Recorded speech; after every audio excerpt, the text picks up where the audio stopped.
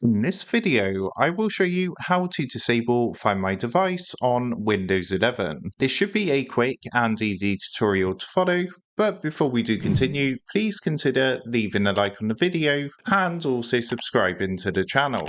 I really do appreciate it. To get started with this, what you're going to want to do from your desktop is come down to your taskbar at the bottom, click onto the Windows Start icon, and then open up your settings. Once you're in your settings, come across to the menu on the left hand side and click onto privacy and security. In here, what you want to do is come to the top to the security section and click here where it says Find My Device. And then all you need to do, you can see the Find My Device option here. All you need to do to disable this or turn it off is come to the right hand side and turn the switch off just like so. So that is how to disable Find My Device on Windows 11. With that being said, I hope this quick tutorial did help you out today. And if this did help you out, I would really appreciate it if you was to consider dropping down below the video, leaving a like, and also subscribing to the channel. With that being said, I just want to take a minute to thank you guys for watching this quick tutorial, and I will see you in the next video.